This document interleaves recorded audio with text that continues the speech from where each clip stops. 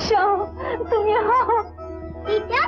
मुझे टीचर न कहो बेटे, मुझे माँ कहो। मैं तुम्हारी माँ हूँ, मैं तुम्हारी माँ हूँ शाह, तुम मेरी माँ हो। একটা সময় ছিল যখন ভারতীয় চলচ্চিত্রের পর্দা জ্বলজ্বল করত তার চোখের জল দিয়ে। তিনি ছিলেন এমন একজন অভিনেত্রী যার প্রতিটি সংলাপ, প্রতিটি মৌনতায় ছিল গল্পের ছোঁয়া, যার জীবন ছিল যন্ত্রণার চিত্রনাট্যে ভরা। তিনি ট্র্যাজেডি কুইন মীনা কুমারী। 1933-এর 1 আগস্ট বোম্বের এক গরিব পরিবারে জন্মগ্রহণ করেন মীনা কুমারী।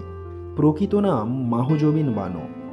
মাত্র 4 বছর বয়সে ক্যামেরার সামনে দাঁড়াতে হয়েছিল তাকে, কারণ সংসার চলছিল না।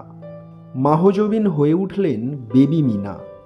কেউ জানতো না ছোট্ট ওই মেয়েটি একদিন হয়ে উঠবে ভারতীয় চলচ্চিত্রের সবচেয়ে করুণ অথচ মায়াবী মুখ, মীনা কুমারী। বাবা চেয়েছিলেন মেয়ের অভিনয়ে সংসারে আলো ফিরবে, ফিরেছিল। তবে ওই আলো মীনার নিজের জীবনে কোনোদিনই স্থায়ী হয়নি। ধীরে ধীরে শিশুশিল্পী থেকে নায়িকা, বাইজু বাওরা, পরিণীতা, সাহেব বিবি গোলাম, পাকিজা সহ প্রতিটি ছবিতেই তিনি নিজের আত্মাকে ঢেলে দিতেন। তার চোখে ছিল এক ধরনের অদ্ভুত বিষণ্ণতা, যা সংলাপ ছাড়াও দর্শকের মনে দাগ কাটত।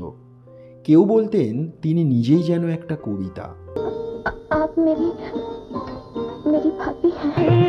चलते चलते यूं ही कोई मिल गया था। वो सब क्या दे सके तुम मुझे? मुझे मुझे मुझे माँ कहकर पुकारने। প্রেমে পড়েছিলেন পরিচালক কমল আমরোহির, গোপনে বিয়েও করেন, কিন্তু এই সম্পর্ক ছিল গ্লানি ও অভিমানে ভরা।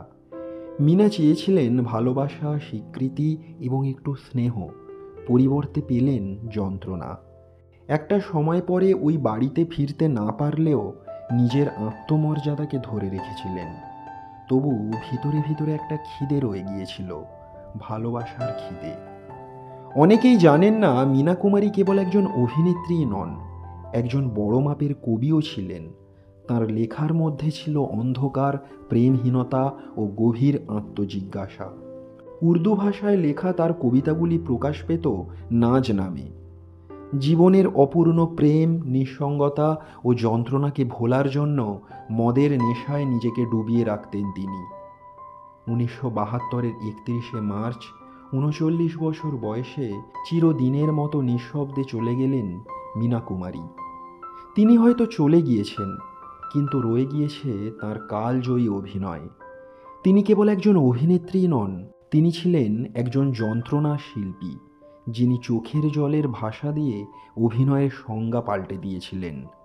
তার জীবন ছিল একটা কবিতা, যে কবিতার প্রতিটি স্তবকে ছিল বেদনা, আর প্রতিটি বিরতি ছিল নিঃশব্দ চিৎকারে ভরা। ধন্যবাদ।